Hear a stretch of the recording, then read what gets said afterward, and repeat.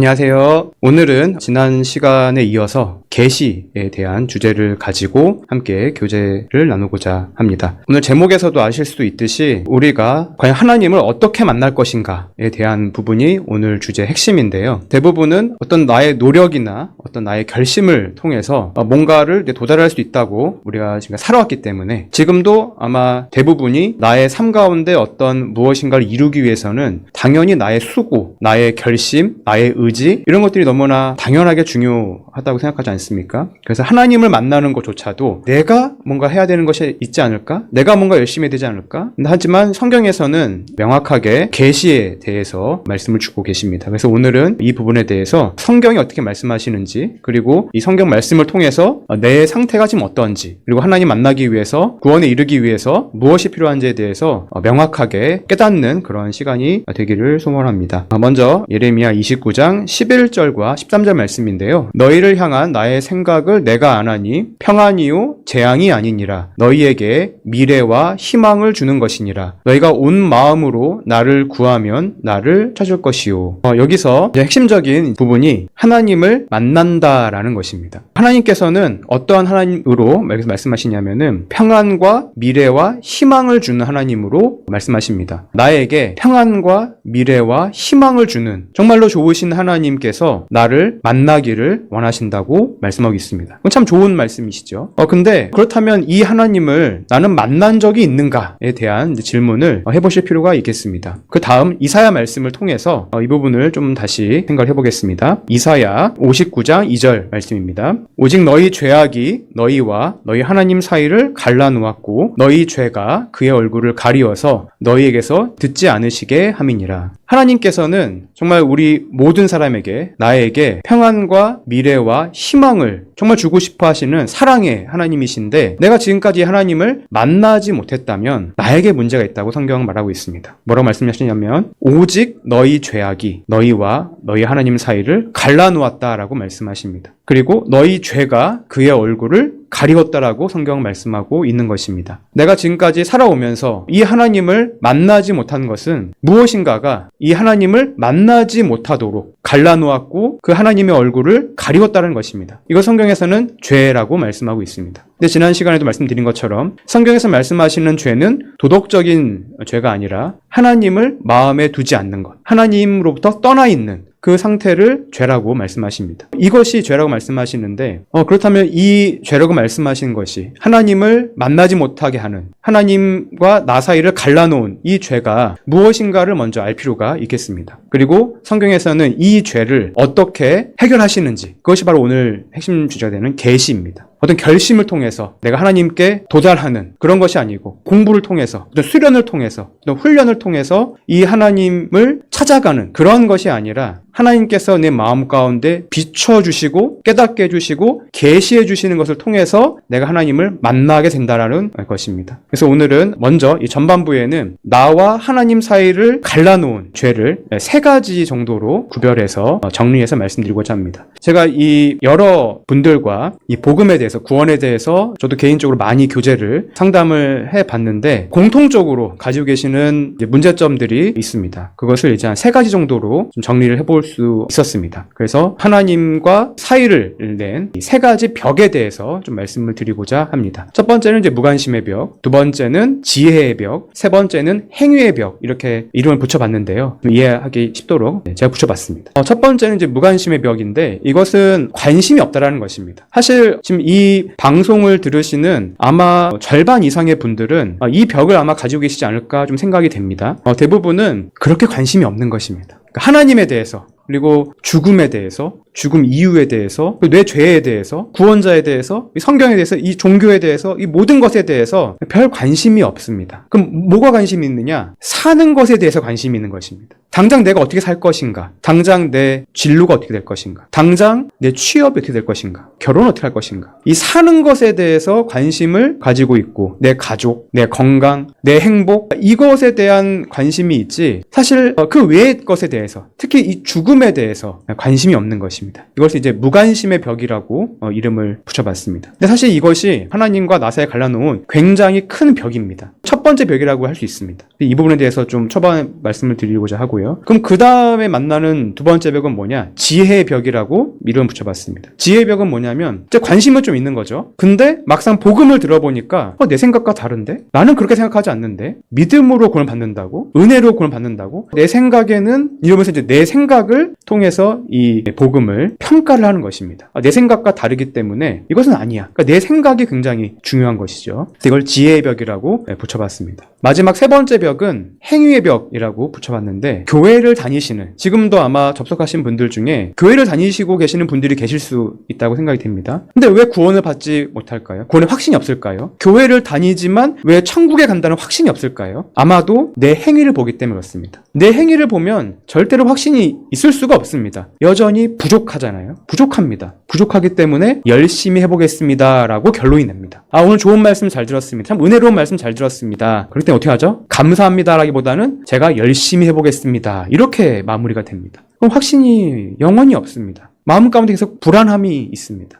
해결되지 않은 그런 부분이 있는 것이죠. 성경에서는 그것을 어떻게 말씀하고 계시는지를 통해서 행위와 은혜에 대해서 비교해서 말씀을 드리고, 맨 마지막에 이 모든 세 가지의 벽을 허무는 하나님의 계시에 대해서 말씀을 드리고 정리를 하도록 하겠습니다. 먼저 첫 번째로 무관심의 벽부터 보겠습니다. 무관심의 벽은 관심이 없습니다 라는 것입니다. 마태복음 22장 4절 5절 말씀에 보면은 예수님께서 이 무관심한 자들에 대해서 특별히 이렇게 말씀하십니다. 내가 오찬을 준비하되 나의 소와 살찐 짐승을 잡고 모든 것을 갖추었으니 혼인잔치에 오소서 하라 하였더니, 잘 보세요. 그들이 돌아보지도 않고, 그러니까 같은 말로는 대수롭지 않게 여기고 들은 척도 하지 않고, 이렇게 번역됩니다. 어떻게 하냐면 한 사람은 자기 밭으로, 한 사람은 자기 사업하러 가고, 이게 비유인데 혼인잔치의 비유라고 보통 많이 하시는 말씀입니다. 예수님이 직접 하신 비유인데 어떤 내용이냐면 하나님께서 모든 것을 갖추었다 오라고 하시는 것입니다. 이게 복음이거든요. 오라고 하나님께서 전부 다 준비하셨습니다. 예수님의 십자가를 통해서 나의 모든 죄를 이미 다 예수님의 죽음으로 나의 죄를 갚아주셨고, 그 예수님이 죄가 없는 사람이라는 것을 부활로서 증명해 주셨습니다. 죽으실 수 없는 예수님이 나의 죄를 대신해서 자기의 죽음으로 내 죽음을 갚아주셨다는 것이 부활의 핵심인데, 이미 이것은 이루어진 사실입니다. 다 갖춰져 있죠. 근데 이 소식을 들었습니다. 뭐라고 돼 있죠? 돌아보지도 않고, 그리고 충격적으로 대수롭지 않게 여기는 것입니다. 하나님께서는 엄청난 값을 치르셔서 사실은 모든 사람의 죄의 값을 자기의 아들의 피로 갚아주셨는데, 그것을 들은 나의 마음 가운데는 그런 허무맹랑한 소리를 하고 있다니, 이제 이런 식으로 대수롭지 않게 여기는 것입니다. 큰일로 보지 않는 것입니다. 중요하게 생각하지 않고 거짓말로 보는 것입니다. 그런 것이 어딨어. 그냥 중동에 있었던 여러 가지 신화 중에 하나, 사람들이 만든 종교 이야기, 나와는 무관한 이야기, 기독교인들이 말하는 이야기, 그냥 기독교의 이야기지, 여러 종교 중에 한 이야기일 뿐이지 나와는 상관이 없다. 나는 지금 당장 어디로 가죠? 이 사람들은 자기 밭으로 갑니다. 자기 사업을 하러 가는 것입니다. 난 지금 내 먹고 사는 것이 중요하다. 그런 죽음 이후에 명확하게 증거도 없는 그런 것에 시간 낭비할 시간이 없다. 난 그렇게 한가한 사람이 아니다. 돌아보지도 않고 가는 것입니다. 비슷한 말씀이 또 예수님이 어떻게 경고하셨냐면 마태복음 24장에 이렇게 되어 있습니다. 홍수 전에 노아가 방주에 들어가던 날까지 사람들이 먹고 마시고 장가들고 시집가고 있으면서, 이게 사실은 우리의 모습이라고 하시는 것입니다. 먹고 마시고 장가들고 시집가고, 이게 그냥 사는 것이죠. 근데 언제 깨달았을까요? 노아의 때를 들으셨는 건데, 예화로 홍수가 나서 그들이 다 멸하기까지 깨닫지 못하였다 하셨습니다. 자기가 죽을 때는 아마 사람들이 알았겠죠.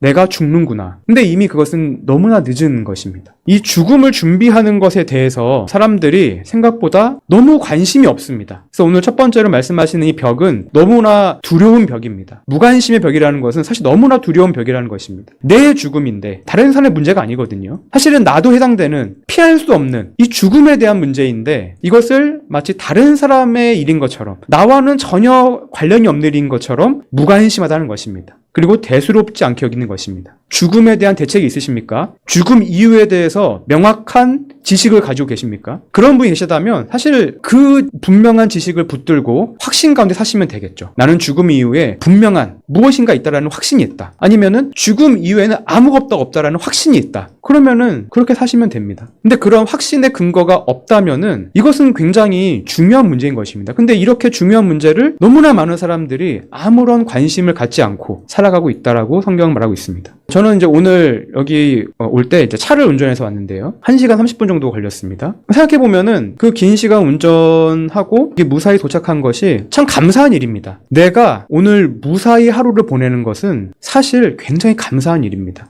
죽음은 언제든지 준비되어 있습니다. 마치 죽음이 내 일이 아니라고 많이 생각하시고, 특히 학생, 청년분들은 더 심하게 죽음이요? 그건 저랑 상관없는 일인 것 같은데요. 저는 지금 건강하고, 그리고 밤새도 특별히 문제가 없고, 죽음에 대해서까지 제가 10대, 20대, 30대 이런 청년 학생분들은 특별히 더 죽음에 대해서 그렇게 중요하게 생각하지 않습니다. 마치 안 죽을 사람처럼, 영원히 사는 사람처럼 그렇게 말을 하는데, 사실 죽음은 정말 도처에 있는 것입니다. 성경에서도 너희의 때는 언제나 준비되어 있다라고 성경은 말하고 있습니다. 우리의 때는 언제나 준비되어 있습니다. 그래서 죽음이라는 것은 마치 내가 우리나라 평균 수명이 83세입니다. 83세까지 당연히 살 거라고 생각하고 83세까지 계획을 세우고 사는 사람이 많아요. 근데 누가 보장한 것입니까? 여기 있는 모든 분들이 내가 언제 죽는지 정확히 알고 사시는 분 계십니까? 아무도 없죠. 근데 너무나 많은 계획을 자연스럽게 당연하게 합니다. 10년 뒤, 20년 뒤, 30년 뒤 계획을 너무나 당연하게 하고 살아요. 누가 보장한 것입니까? 아무런 보장이 없습니다. 오늘 하루 이렇게 이 시간까지 아무 탈 없이 살아오셨다면 하나님께서 이 죽음을 준비하라고 이 은혜의 삶을 연장해 주신 것입니다. 그래서 오늘이 너무나 중요한 것입니다. 어쩌면 오늘이 사실 마지막일 수도 있습니다. 아무도 보장할 수 없습니다. 우리의 삶은 내일을 확신할 수 없는 삶입니다. 내가 건강하기 때문에 다음 달 1년 계획, 10년 계획을 세우지만 생각해 보시면 어떠한 보장도 없는 것입니다. 그래서 이 죽음이라는 것이 너무나 중요한 문제이고 내 죽음이기 때문에 너무나 관심을 가지고 들여다봐야 되는 주제라는 것입니다. 근데 너무나 많은 사람들이 아무런 관심을 갖지 않고 이 사는 데 급급합니다. 결국엔 열심히 살다가 언젠간 나도 장례식을 치르게 될 것인데 그때에 대해서는 준비를 하지 않는 것입니다. 그래서 성경에서는 예수님께서 명확하게 이 부분에 대해서 관심을 가질 것을 말씀하십니다. 히브리서 9장 27절에 이렇게 되어 있습니다. 한 번 죽는 것은 사람에게 정해진 것이요 그 후에는 심판이 있으리니. 성경은 죽음에 대해서 그리고 그 이유에 대해서 명확하게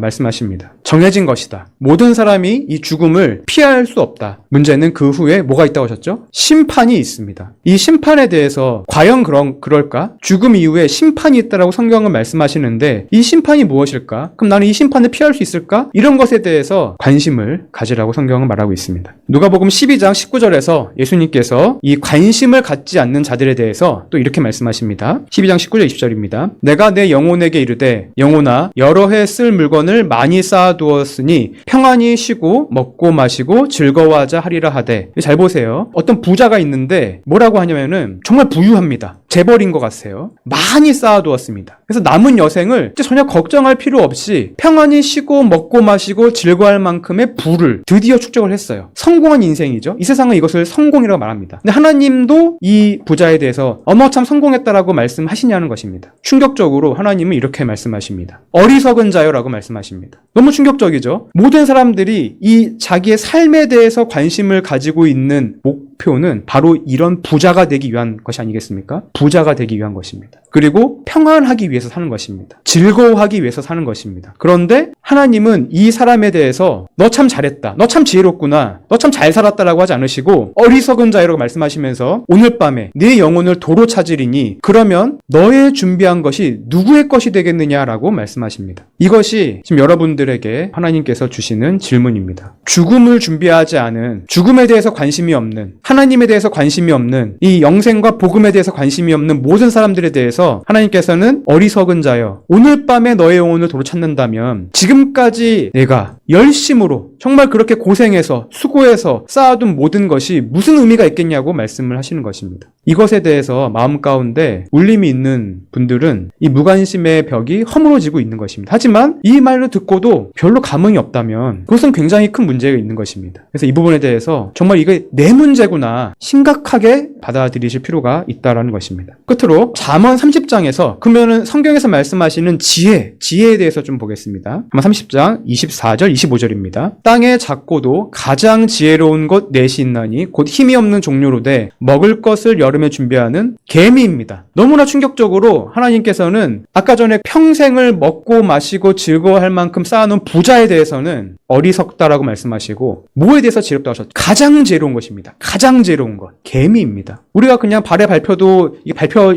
죽었는지도 모르는 이 개미를 하나님께서는 가장 지혜롭다고 말씀하십니다. 왜냐? 준비를 하기 때문에. 준비를 하는 삶이, 인생이 가장 지혜로운 것입니다. 잘 생각해 보시면 사실은 충분히 이해가 되는 것입니다. 어떤 문제가 나한테 닥쳐와요. 이걸 알았습니다. 그럼 뭐가 지혜로운 것일까요? 이 문제를 준비하는 사람이 당연히 지혜로운 것이겠죠. 모든 사람에게 주어진 가장 큰 문제가 무엇입니까? 성경은 죽음이라고 말씀하고 있습니다. 이 죽음의 문제를 내가 알았어요. 근데 어리석은 사람은 준비를 하지 않는 것입니다. 지혜로운 사람은 준비를 하는 것입니다. 가장 지혜로운 사람이 되시기를 바라는 것입니다. 그래서 이 첫 번째 벽은 정말 이 내 죽음, 내 인생이기 때문에 이 인생의 끝에 있는 누구도 피할 수 없는 정해졌다고 하시는 이 죽음, 그리고 그 이후에는 심판에 대해서 관심을 가지고 준비를 하라고 말씀하시는 것입니다. 그래서 이 벽이 있지 않은가를 여기 계신 모든 분들이 정직하게 들여다보시고 내가 지금까지 사실은 별 관심 없이 살았구나. 그런 것을 자각하시는 것이 구원의 시작입니다. 두 번째 벽으로 넘어가겠습니다. 두 번째 벽은 지혜의 벽입니다. 이것은 내 생각과 다릅니다. 라고 정리할 수 있는데요. 열왕기하 5장 10절로 보겠습니다. 열왕기하 5장에는 이제 어떤 내용이 있냐면 이 나하만이라는 어떠한 사람이 등장하는데 이 나하만이 나병 환자였습니다. 나병은 사실 지금도 현대의학이 치료하기 매우 어려운 난치병인데요. 이 당시에도 여전히 난치병이었습니다. 이 나하만이 나병 환자였는데 나병이 있다라는 것을 이 나하만 수하에 있는 한 종이 듣고 이 엘리사라는 사람에게 한번 가서 하나님께 기도하면 혹시 이 나병을 하나님께서 고쳐주실 거라는 얘기를 전합니다. 그래서 나하만이 이 엘리사라는 선지자에게 가서 굉장히 많은 예물을 가지고 만나러 갑니다. 근데 엘리사가 뭐라고 하냐면 5장 10절 이렇게 되어 있습니다. 너는 나하만입니다. 너는 가서 요단강에 몸을 7번 씻으라. 내 살이 회복되어 깨끗하리라 하는지라. 이렇게 얘기했어요. 근데 나하만이 감사합니다. 그대로 하겠습니다.가 아니고 화를 냅니다. 그러면서 뭐라고 하냐면 내 생각에는 이렇게 시작하죠. 이게 지혜의 벽입니다. 내 생각에는 엘리사가 나한테 직접 나와서 그의 하나님의 여호와의 이름을 부르고 그의 손을 그 부위 나병, 피부병이잖아요. 부위 위에 흔들어 나병을 고칠까 하였도다. 자기 생각이 있는 것이에요. 자기 생각을 가지고 온 것입니다. 근데 그렇게 되지 않은 거죠. 전혀 뜻밖으로 요단강은 깨끗한 강도 아닙니다. 7번 들어갔다 나오래요. 무슨 말도 안 되는 소리냐. 뭐 특별한 약을 준 것도 아닙니다. 깨끗한 강도 아니에요. 그냥 요단강에 그 몸을 7번 씻으라. 그게 전부였어요. 심지어 복잡하지도 않았어요. 어렵지도 않았습니다. 사실은 어렵지도 않고 복잡하지도 않고 심지어 그냥 말만 했어요. 엘리사가. 그러니까는 나하만이 내 생각과 너무 다른 것입니다. 이 천국에 가는 것이 믿음으로만 된다고? 그 말도 안 되는 소리를 하고 있네? 이렇게 되는 것입니다. 이 생각의 벽이 있으면 구원받지 못합니다. 이 생각이 하나님과 나 사이를 가로막고 있는 것입니다. 죽음이요? 중요하겠지. 그럼 기독교는 뭐라고 하는지 들어보자. 성경은 뭐라고 들어보자. 근데 막상 들었더니 뭐라고 돼 있나요? 아무런 나의 행동을 요구하지 않고 예수 그리스도라는 분이 내 죄를 대신해서 십자가에 죽으신 그 사실.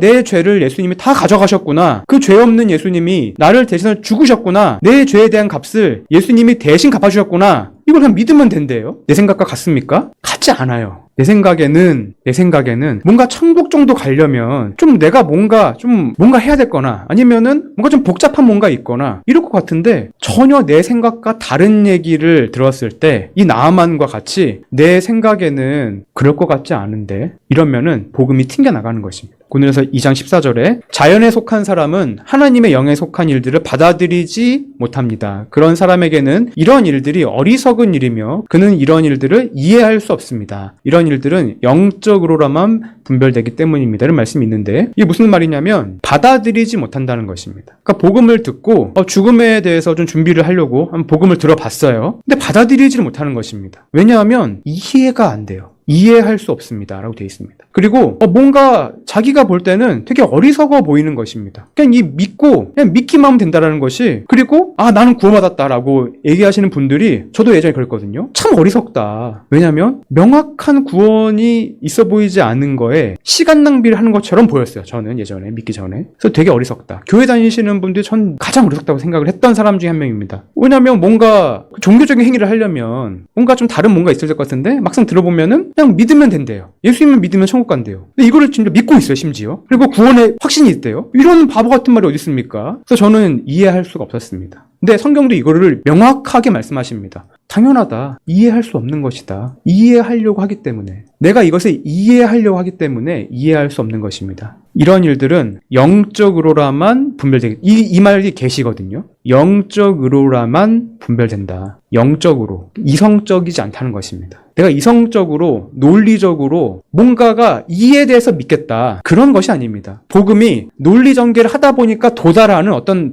학문적인 지식이 아닙니다. 그래서 어떤 수련을 하려고 하시는 분들은 굉장히 이것이 이해하기 힘들어요. 왜냐면 내 생각과 처음부터 너무 다릅니다. 지난 시간에 강조된 하나가, 성경에서는 이 모든 내용을 논증하지 않습니다. 하나님의 존재에 대해서 논증하지 않아요. 논증하고 싶은 마음이 있죠. 왜냐면 이해가 안 되니까. 하나님 과연 계실까? 이게 저한테는 가장 큰 질문이었는데, 과연 신이 있는가? 논증하지 않아요. 성경은 논증하지 않습니다. 왜냐하면 논증할 수 없는 것이기 때문에, 이해할 수 없는 것이기 때문에. 그래서 계시가 필요한 것입니다. 이사야 55장에서 그 솔루션을 이렇게 말씀하십니다. 이사야 55장 7절부터 9절까지인데요. 제가 읽어보겠습니다. 불의한 자는 뭐를 버리고라고 하셨죠? 그의 생각을 버리라는 것입니다. 이 생각을 버리지 않으면 하나님을 만날 수 없습니다. 이걸 들으면서 계속해서 내 생각과 다른데 이러고 있으시면 하나님을 만날 수가 없습니다. 이 생각을 버리셔야 됩니다. 왜냐하면 내 생각이 너의 생각과 다르며, 얼마나 다르냐면, 하나님의 생각과 우리의 생각이 얼마나 다르냐면 하늘이 땅보다 높음같이 다릅니다. 하늘이 땅보다 얼마나 높나요? 측량할 수가 없죠. 어디부터가 하늘입니까? 알 수가 없어요. 하나님의 생각은 내 생각과 그냥 무조건 틀리다고 생각하시면 됩니다. 무조건 달라요. 제 생각에는 이렇게 하면은 구원 받을 것 같은데요. 100%의 확률로 틀리실 겁니다. 비슷하지도 않을 거예요. 이 생각을 버리고 와서 하나님이 계시해 주시는 대로 믿으셔야 됩니다. 그래야 구원입니다. 구원 받았다고 하시는 분들은 자기 생각을 버리고 나오신 분들입니다. 저도 무신론적인 생각을 가지고 있다가 어떻게 구원 받았냐면, 대체 뭐라고 하는지 한번 들어보자. 이게 뭔가요? 내 생각을 잠깐 내려놓은 것입니다. 내 생각을 내려놓고 대체 뭐라고 하는지 한번 들어보자. 이 단계로 넘어가지 않으면 알 수가 없습니다. 시편 139편에 왜 내 생각을 버려야 되냐면 이렇게 말씀하십니다. 6절에 이 지식이 하나님에 대한 지식입니다. 내게 너무 기이하니 높아서 내가 능히 미치지 못하나이다.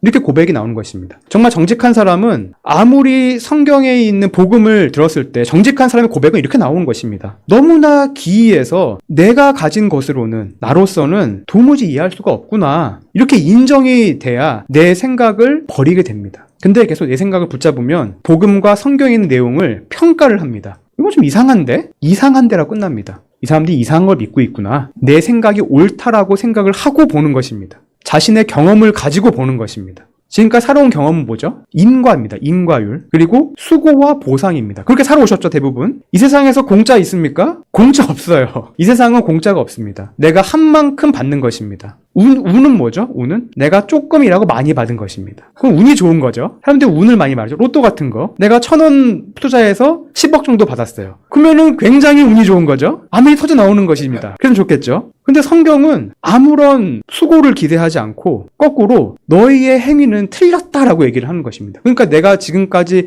쌓아온 지식과 경험과는 완전히 배척되는 얘기를 하는 것입니다. 그리고 하나님의 존재는 내가 이해할 수 있나요? 이 세상에 내가 경험한 모든 것은 원인과 결과입니다. 나도 원인이 있었죠. 부모님이 계시기 때문에 있는 것입니다. 근데 하나님은 원인이 없는 분이세요. 스스로 있다. 이해가 됩니까? 이해가 안 되니까 어떻게 될까요? 이해가 안 되니까 내 생각을 버리는 것이 겸손한 건데 이해가 안 되니까 안 믿습니다. 이건 교만한 것입니다. 내 생각을 버려야 됩니다. 왜냐하면 하나님에 대한 지식은 영적인 것이기 때문에 나로는 도달할 수 없습니다. 누가복음 10장에서 예수님께서는 이렇게 이제 선언하십니다. 10장 21절이 사실 오늘 말씀에 굉장히 중요한 부분입니다. 굉장히 주의를 기울여서 좀 봐주시길 바랍니다. 읽어보겠습니다. 천재 주제이신 아버지여 이것을 지혜롭고 슬기 있는 자들에게는 어떻게 하신다고요? 숨기십니다. 숨겨져 있어요. 지혜 있고 슬기 있는 자. 내 스스로 내 생각을 버리지 않고 내가 내 생각을 버릴 만큼 나 그렇게 무식한 사람 아닙니다. 나 그래도 꽤 많이 알고 많이 경험하고 그것도 알 만큼 다 아는 사람입니다. 라고 생각하는 사람들이에요. 그럼 숨겨져 있습니다. 이것이. 근데 누구에게 나타났냐면은 어린아이들에게는 나타내심을 감사하나이다. 하나님께서 누구에게 나타내 주시냐면 이게 계시잖아요. 계시. 나타내 주시는 것입니다.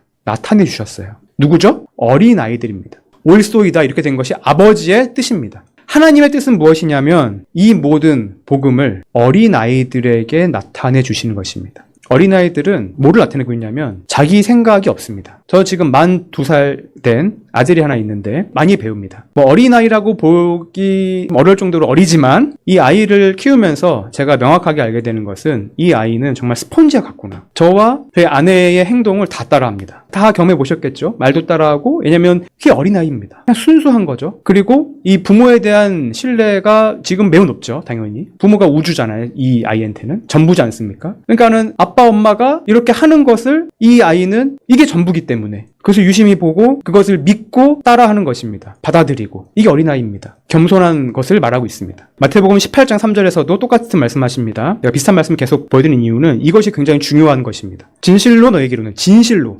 성경에서 예수님이 진실로라고 시작하는 부분이 몇 군데 없습니다. 생각해 보시면. 강조하시는 겁니다. 그 예수님이 강조하신 말씀이 있어요. 강조를 안 하셔도 예수님이 하신 말씀은 다 중요한 것인데 특별히 강조하신 말씀이 있습니다. 진실로 너희에게 이르노니 이건 진짜라는 거예요. 너희가 돌이켜야 됩니다. 지금 상태는 안 돼요. 지금 상태로는 천국에 들어갈 수 없습니다. 돌이켜야 되는데 어떻게 돌이켜야 되냐면 어린아이들과 같이 되어야 됩니다. 그렇지 않으면 결단코 천국에 들어갈 수 없다라고 예수님이 정말로 간절히 말씀하신 것입니다. 예수님은 모든 사람이 천국에 들어가기를 간절히 원하십니다. 얼마나 원하셨습니까? 자기의 목숨을 버리셨어요. 죽기까지, 우리에서 죽기까지 모든 사람이 이 구원에 이르기를, 천국에 들어가기를 소원하셨던 그 예수님이 진심으로 뭐라고 말씀하시냐면은 돌이켜야 된다. 어린아이들과 같이 되어야 된다. 이것이 내 생각을 버리는 것입니다. 내 생각을 버리고 어린아이처럼 하나님의 말씀을 듣는 것입니다. 마태복음 19장 14절에서도 똑같은 말씀이 있습니다. 어린아이들을 용납하고 내게 오는 것을 금하지 말라. 천국이 이런 사람의 것이니라. 비슷한 말씀이 계속해서 반복적으로 나오죠. 너무나 중요하기 때문입니다. 성경을 우리에게 주신 목적은 모든 사람이 구원을 받고 천국에 가는 것입니다. 하늘나라에 들어가는 것입니다. 우리를 자녀와 같이 자녀로서 대우하시는 하나님이 가장 소원하시는 것은 모든 사람이 사는 것입니다. 제가 부모가 되어보니까 알겠어요. 자식에게 가장 원하는 것은 잘 사는 것입니다. 하나님께서 우리에게 가장 원하시는 소원은 사는 것입니다. 죽지 않는 것입니다. 지옥에 가지 않는 것입니다. 그런 하나님께서 우리에게 정말로 간절히 말씀하시는 것은 이 어린아이처럼 되라는 것입니다.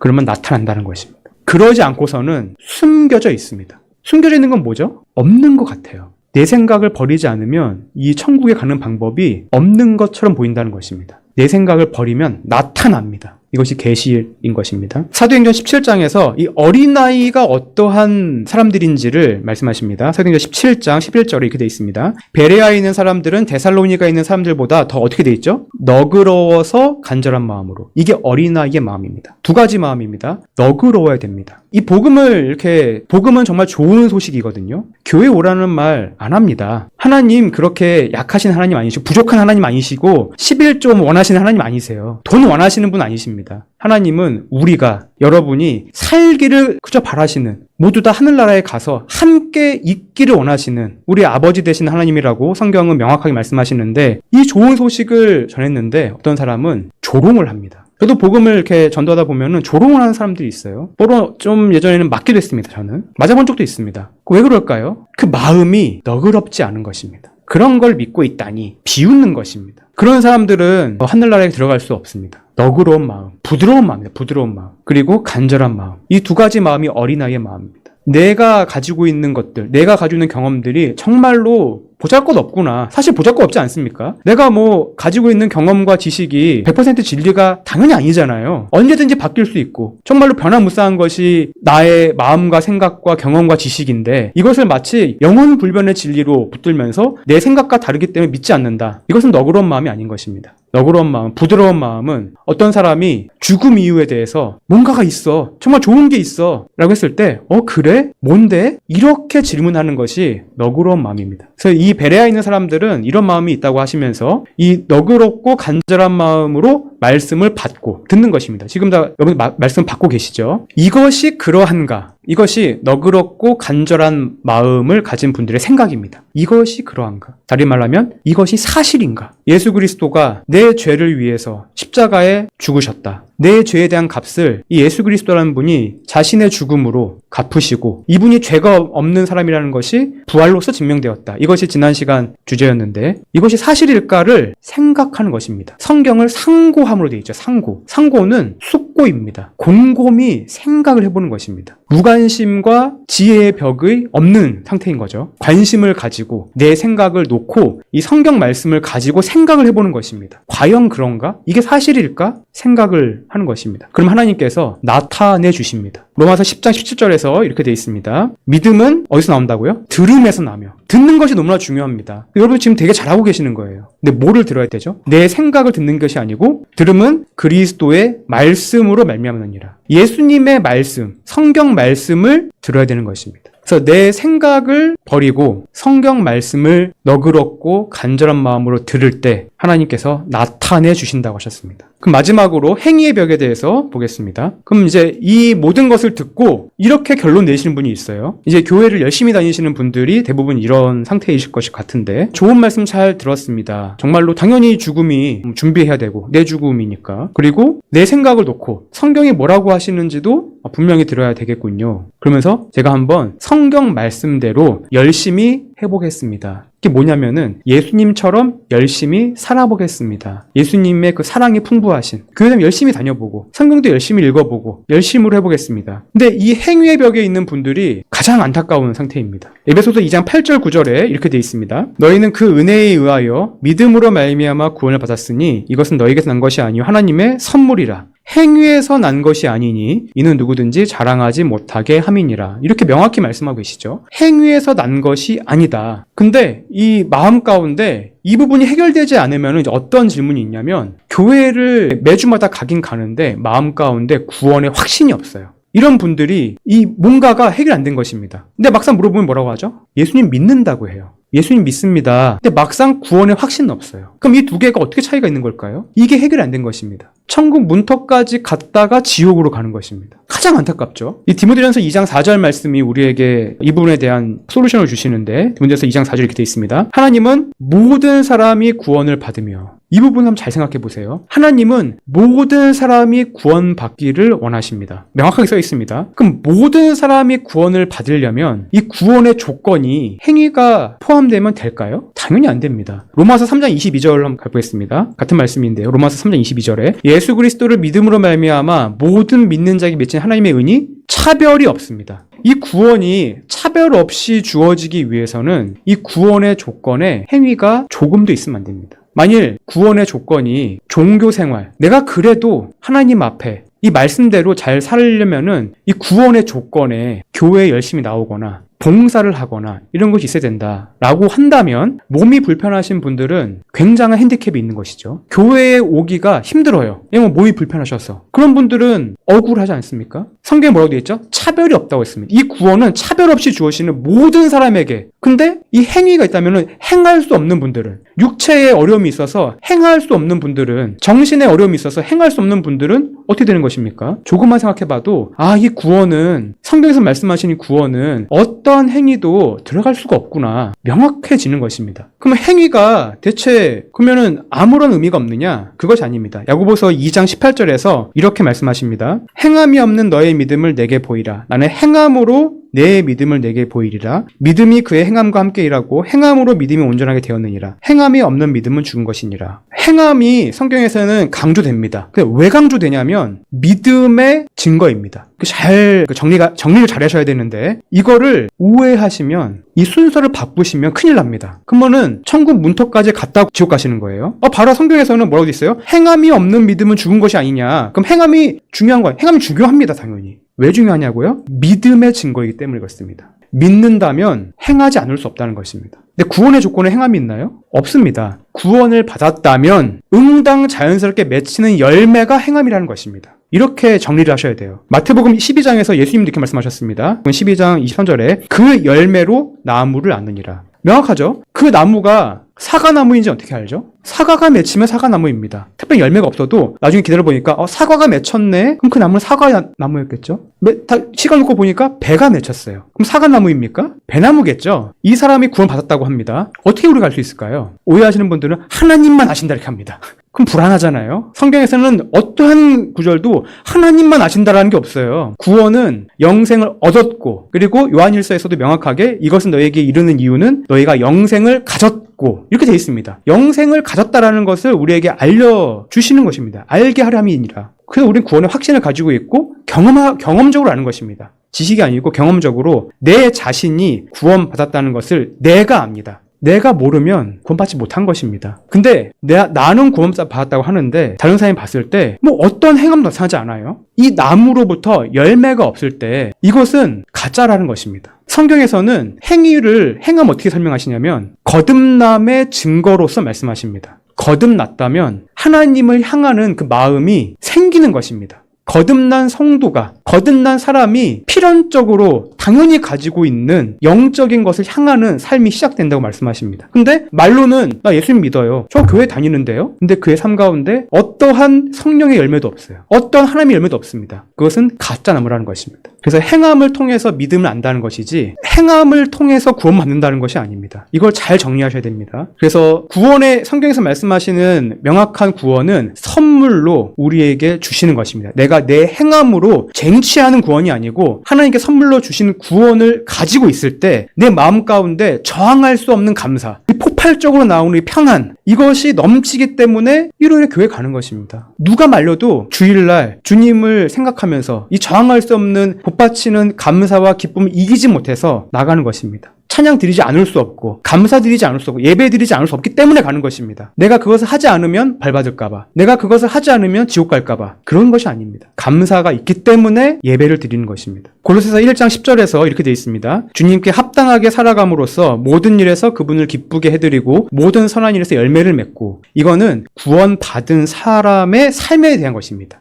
열매를 맺어서 구원받는 것이 아니고 구원받은 사람이 열매를 맺는 것입니다. 마지막으로 이 모든 벽을 깨뜨리는 계시에 대해서 말씀드리겠습니다. 모든 벽을 무너뜨리는 빛입니다. 빛을 하나님께서 내 마음 가운데 비추어 주시는 것입니다. 아까 전에 어린아이들에게 어떻게 넣으셨죠? 나타내 주신다. 빛을 비춰 주신다는 것입니다. 갈라디아서 3장 2-3절에 이렇게 되어 있습니다. 믿음이 오기 전에 우리는 율법 아래 매인 바 되고 계시될 믿음의 때까지 갇혔느니라. 믿음이 온 후로는 우리가 초등교사 아래 있지 아니하도다. 믿음이 오기 전과 온 후가 있습니다. 명확한 기점이 있어요. 모호하지 않습니다. 믿음이라는 것은 모호한 것이 아닙니다. 믿음이 오기 전과 후가 있습니다. 구원받은 전과 후가 있는 것입니다. 믿음은 그리고 오는 것입니다. 나로부터 나오는 것이 아닙니다. 내가 믿음을 만들어가는 것이 아니에요. 이게 종교와 복음의 큰 차이라고 보여지는 것입니다. 종교는 내 속에서 만들어가는 것입니다. 이 구원을 내가 만들어갑니다. 성경은 믿음이 온다라고 말씀하십니다. 이게 계시라는 것입니다. 믿음이 주어지셨습니까? 이 질문에 대해서 명쾌하게 그렇습니다라고 대답하지 못하시면 지금 내 마음 가운데 무슨 벽이 있길래 나는 하나님을 만나지 못하고 있는가를 고민하셔야 됩니다. 오늘 고민하셔야 됩니다. 내일이 있으리란 보장이 없기 때문에. 사도행전 8장 3절에서 이렇게 되어 있습니다. 빌립이 달려가서 선지자 이사야의 글 읽는 것을 듣고 말하되 읽는 것을 깨닫느냐라고 하십니다. 깨닫느냐 대답하되 이 사람은 에디오피아의 어떤 관리였는데 굉장히 겸손한 사람이었습니다. 왜 겸손하냐? 왜 갑자기 처음 보는 사람이 와가지고 성경 읽는 거를 깨닫냐 물어봐요. 이 사람은 꽤 높은 직위를 가지고 있었던 사람이고, 그리고 심지어 예루살렘에 예배를 드리러 갔다가 오는 사람입니다. 기분 나쁠 수 있잖아요.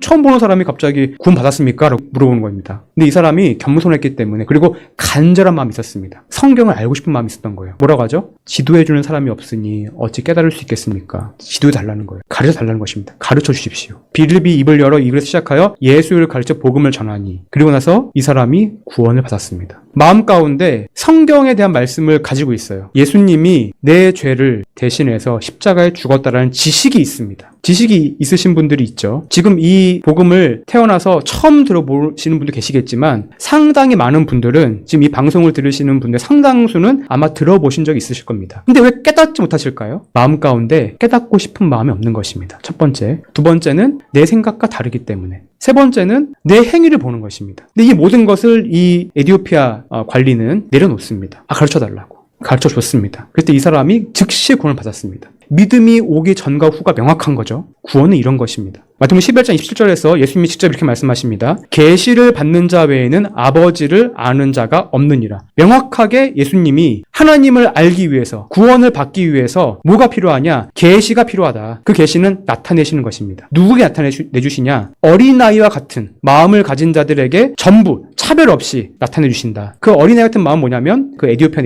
관리처럼 가르쳐 달라고 하는 것입니다. 내가 잘 모르니, 내가 확신이 없으니, 죽음 위에 뭔지 확신이 없으니 가르쳐 주십시오. 너그럽고 간절한 마음으로 듣는 것입니다. 그때 하나님께서 어떻게 주신다고요? 깨닫게 해주시는 것입니다. 깨달음에 내 행위가 있습니까? 없어요. 깨닫게 해주시는 것입니다. 끝으로 에베소서 1장 17절에 우리 주 예수 그리스도의 하나님 영광의 아버지께서 지혜와 계시의 영을 너에게 주사 하나님을 알게 하시고, 계시의 영을, 이게 성령님이시거든요. 성령님을 통해서, 왜냐하면 이게 영적으로야만 알기 때문에 성령님을 통해서 이 영적인 세계가 있는 것입니다. 영적인 세계에 성령님께서 내가 이런 마음을 가지고 있을 때 나에게 직접 찾아와 주셔서 이 말씀을 깨닫게 해주시는 것입니다. 계시의 영을 통해서 하나님을 아는 것입니다. 이런 경험이 내 삶 가운데 지금 없으셨다면 지금 이 시간 이 방송을 들으시고 이 말씀을 생각해 보시면서 내 마음 가운데 혹시 이러한 벽이 없는지 점검해 보시고 하나님 앞에 정말 간절한 마음으로 엎드리시고 알기를 원합니다. 하나님 알기를 원합니다. 하나님 정말 계시면 나도 하나님을 만나길 원합니다. 그런 마음을 품고 계시면은 하나님께서 성령님을 통해서 모든 사람에게 이 사실을 명확하게 깨닫게 해 주신다고 성경 말씀하십니다. 감사합니다.